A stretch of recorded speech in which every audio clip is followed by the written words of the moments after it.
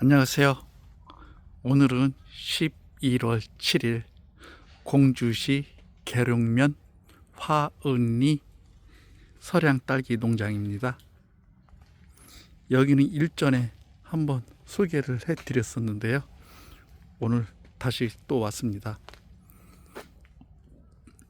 여기는 9월 중순쯤에 한번 정식을 했었는데 서량 딸기가 많이 죽어서 9월 말 9월 27일에 다시 2차 정식을 한 포장입니다.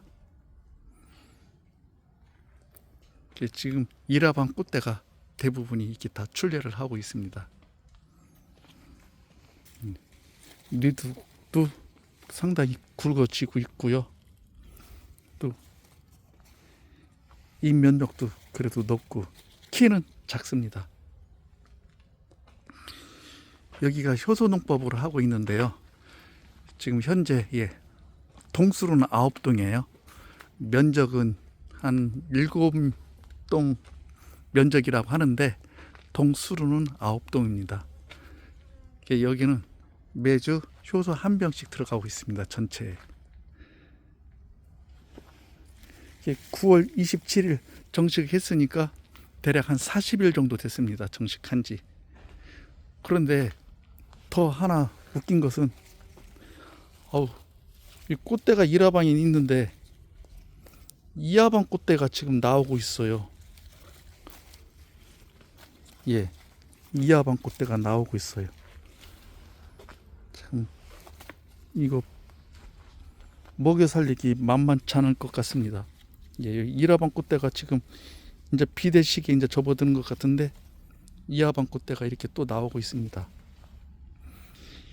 정식이 늦어서 아마 그런 영향이 있을 것 같은데요. 지금 빠른 포장 같은 경우는 이화방 꽃대가 출려하는 곳도 있거든요. 그런데 여기는 일화방하고 이화방이 너무 가깝게 출려하는 것 같아서 앞으로 먹여 살리는 것이 만만치 않을 것 같습니다. 예전에 연무대 토경농사에서요 이런 경우가 있었습니다. 일화방하고 이화방이 너무 가깝게 출려가 돼서요 12월달 1월달 그 수확을 하는데요, 한 번은 농가에서 얘기를 하시더라고요. 딸기가 너무 많이 나온다고. 그래서 12월달인가 그때 동당 한 1,000만 원씩 수확을 했었다고. 그의 농사를 지었던 얘기를 지금까지도 가끔씩 이렇게 말씀을 하십니다. 그러니까 일화방, 이화방이 이 각각 출라가 돼서 부담은 되지만은 몸을 어떻게 만드느냐에 따라서 그것을 또 전화위복으로 삼아서 수확을, 소득을 높일 수 있는 그런 또 기회로 만들기도 합니다.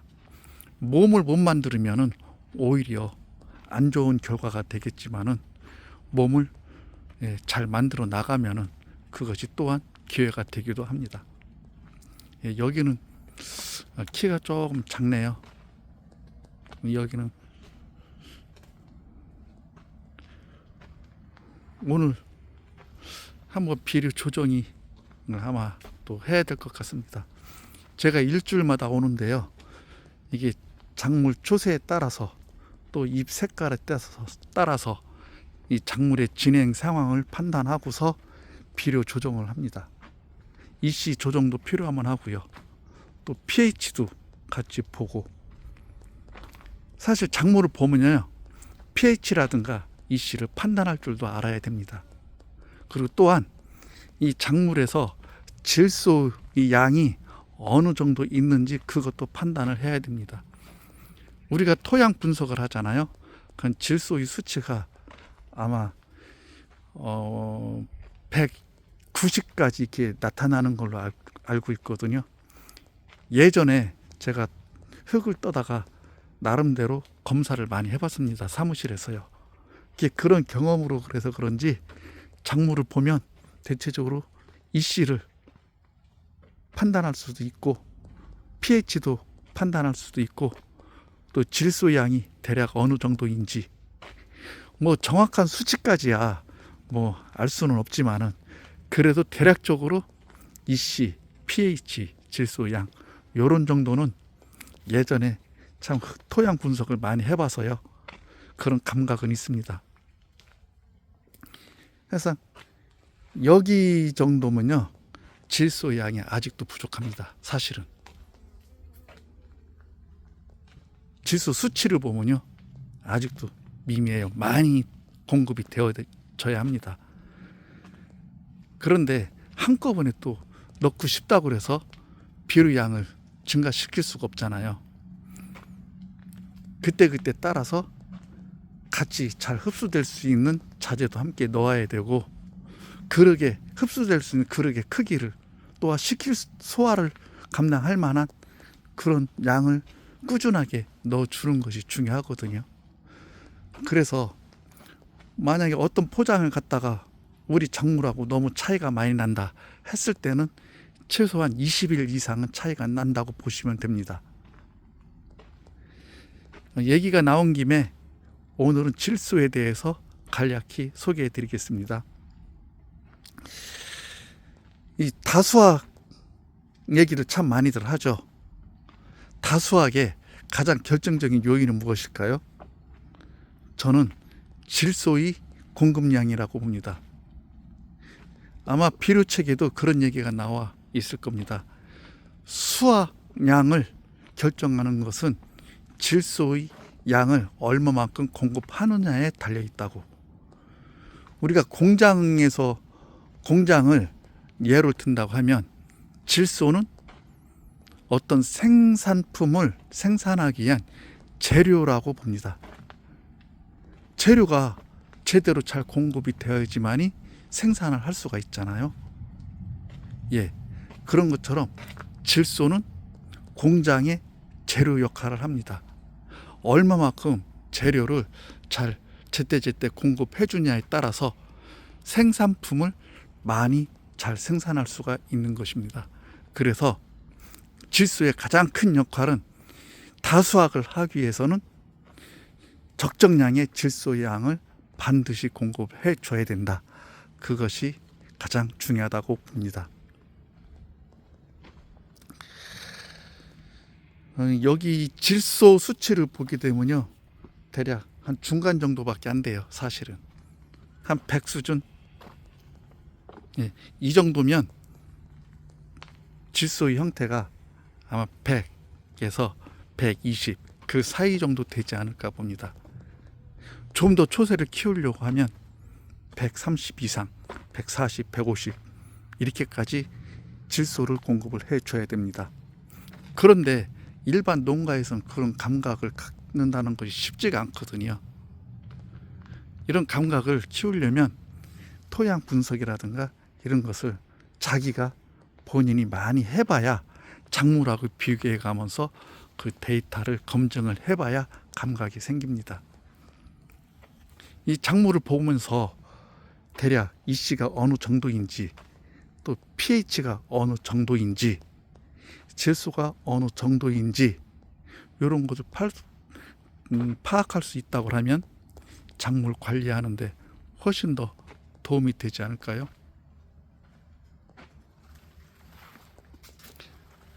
그런 부분에 대해서는 제가 농가들을 방문하면은 그렇다고 제가 일일이 기계를 갖고 다닐 수도 없고요.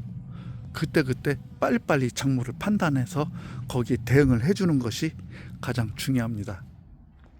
질소에 대해서 설명을 또 드릴게요. 질소는 세 가지 형태가 있습니다. 물론 더 분류하면 더 있겠지만은 일반적으로 요소태질소, 요소비료죠. 그 다음에 질산태질소, 또 암모늄태질소. 그래서 양액비료 중에 질산암모늄이 있죠. 거기에는 질산태질소 50%, 암모늄태질소 50% 이런 형식으로 구성되어 있습니다. 요소태질소, 요소비료는 한번 공급을 하게 되면 이 작물이 이게 이용할 때까지 기간이 많이 걸립니다. 실험실적으로 얘기인데요. 대략 한 8주 정도 시간이 걸린다고 합니다. 물론 현장에서는 온도라든가 수분 공급에 따라서 뭐 어느 정도 차이는 있겠죠. 그렇지만은 어찌됐든 질소는 작물이 흡수되기까지 시간이 많이 걸린다. 그래서 요소를 주게 되면 잎색이 짙어지잖아요. 어떤 때는 검어진다고 하죠. 왜 그러겠어요? 흡수를 되면서 그것이 빨리빨리 소화가 돼서 양분 전이가 이루어져야 되는데 아니거든요. 정체가 될 수 있거든요. 정체. 그래서 실제적으로 이용되기까지는 시간이 많이 걸린다고 하는 이유가 거기에 있습니다. 또한 요수태질소는 온도가 높아지면 경우에 따라서는 가스 장애를 일으킬 수가 있습니다. 그 가스 장애 형태는 잎끝이 우리가 티본 현상 있죠? 그런 것처럼 잎끝이 타는 경우가 생깁니다. 물론 그 잎맥에 따라서 이렇게 우리가 염류장애 나타난 것처럼 그렇게 나타나는 경우도 있고요. 그런 경우는 아주 심하겠죠. 그래서 예전에 토경 농사 했었을 때 아주 겨울에 요소비료 주는 거에 대해서 뭐 굉장히 뭐 조심해야 된다 그런 얘기도 있었던 이유가 요소는 온도가 높으면 경우에 따라서는 가스 장애를 일으킬 수 있다는 얘기, 그런 뜻입니다. 그래서 조심을 해야 된다는 얘기고요. 그렇다고 우리가 관조를 할 수 없냐? 그건 아닙니다. 요소비료도 엄연히 물에 녹여서 관주도 할 수도 있고 연면 시비도 할 수가 있는 것입니다. 다만 다른 질산태 질소에 비해서 어떤 이용 속도가 진행이 느리기 때문에 조금 더 조심할 필요는 있겠죠. 질산태 질소는 뭐 가스장애 일으킬 염려가 거의 없습니다. 이건 속효성이거든요. 그래서 과잉장애가 아니라면 질산태 질소를 질산 암모늄 비료를 이게 공급해 주는 것도 어떤 좋은 관리 방법이라고 생각을 합니다. 여기도 요소를 공급을 했습니다. 요소를 공급하면요 세력을 이렇게 잡아 나가는 데 있어서 조금 더 쨍쨍하게 어떤 그런 느낌을 받을 수가 있습니다. 질산태질소는 조금 약간 흐느적거린 느낌, 속효성이거든요. 그런 관점에서 좀 비료의 특성이 있겠고요. 잎색이 너무 진할 때는 아마 질산태질소의 비료 형태로 바꿔주는 것도 하나의 형태입니다. 그리고 비료를 흡수할 때 질산태질소는 암모늄태로 바뀌어야지만이 이게 흡수가 됩니다. 또 암모늄태는 아미노산태로도 바뀌어야 돼요. 나중에 아미노산에 대해서 별도로 이렇게 또 소개할 수 있는 시간이 뭐 있겠습니다만 오늘은 일단 질소에 대해서만 말씀을 드릴게요. 우리가 비료를 주게 되면 질산태는 암모늄 형태로서 바뀌어야지만 흡수가 돼요. 그러니까 결국 물에 녹으면은 질산태냐 암모늄태냐 요수태냐 이렇게 되거든요. 그래서 암모늄은 NH+, 양이온이거든요. 그 다음에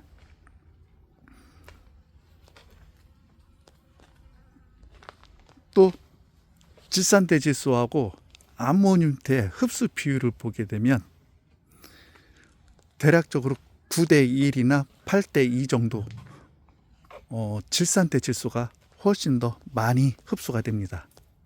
암모늄 형태는 아무래도 질산태에 비해서는 한 1, 2 정도의 비율 정도 차지한다고 보시면 됩니다. 그래서 우리가 잎을 키우거나 줄기, 키를 키우거나 뭐 이런 것을 또 나중에 과비대를 시키려고 하면 질산 형태의 질산태 질소의 역할이 크다고 봅니다. 질산태 질소가 하나의 세포의 크기를 늘려주는 역할을 하거든요. 그런 면에서 봤었을 때 식물에서는 질산태 질소를 훨씬 더 선호를 하고 많은 양을 흡수를 한다. 이런 정도의 상식은 좀 갖고 있는 것이 좀 좋을 거라고 봅니다. 뭐 콩과 콩과 또 벼, 화분과. 콩이나 벼농사 같은 경우는 암모늄 질소를 선호를 많이 합니다. 뭐 요것은 약간 예의적인 얘기입니다만 일단 작물에 따라서 그럴 수가 있는 거고요.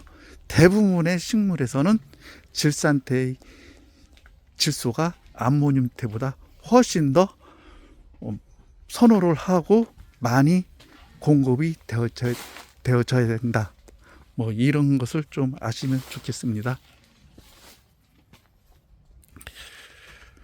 잎을 또 너무 이게 진행이 될 때는 질소의 어떤 그런 것도 바꿔줄 필요가 있겠고요. 또 질소 양도 또 나름대로 조정을 해야 될 필요가 있겠습니다. 또 거기에 따라서 pH도 같이 변할 수가 있거든요. 그러면 이런 문제가 발생이 됐었을 때 우리가 보통 한 20일 정도는 나름대로 파악을 해야 되거든요. 지금의 형태가 이렇게 갔었을 때 작물이 어떻게 변할 것인가, 그런 것을 생각해서 20일 후에 변하는 모습을 비료 조정을 통해서 만들어 나가는 것이 어떤 관리가 아닌가 이렇게 생각을 합니다. 여기는 키가 작지만은 그 키가 얼마인데요? 키가 대략 한 10cm 이제 조금 넘을까요? 그렇지만은 이게 이라방 딸기가 이렇게 나와 있고요. 봐봐요. 이하방이 또 이렇게 나와 있어요. 그래서 여기는 9월 27일 날 아주 늦은 정식이기 때문에 앞으로 먹여 살리려면 참 고생이 좀 많이 될 것 같습니다. 저도 고민이 많이 해야 될 것 같고요. 어찌됐든 좋은 결과를 만들어내도록 저 또한 노력하겠습니다. 나중에 좋은 모습이 되고 과비대가 될 때 또 소개를 해드리겠습니다. 오늘은 질소에 대해서 간략하게 이렇게 말씀드렸고요. 다음에는 인산에 대해서 제가 아는 대로 좀 더 소개해 드리겠습니다.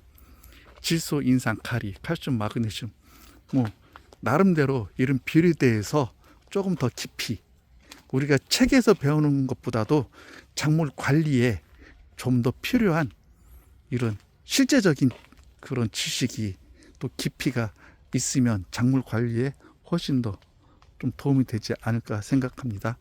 자, 다시 한번 강조하는데요. 질소는 공장에서 재료라 생각하면 되고요. 자동차로 비유를 든다면 악셀레이터, 성장을 시키는 비료입니다. 공장에서 얘기하면 재료고요. 자동차로 비유하자면 악셀레이터입니다. 예, 질소의 그런 특성을 잘 파악하시고 질소 공급에 소홀함이 없도록 이렇게 적절하게 공급을 해주시는 것이 농사에 다수하게 도움이 될 거라고 생각을 합니다. 오늘 영상은 이것으로 마치고요. 준비가 되면 또다시 올려드리겠습니다. 감사합니다. 화이팅! 성공농사 화이팅! 예. 오늘은 날씨도 좋고 기분도 좋습니다. 예, 감사합니다.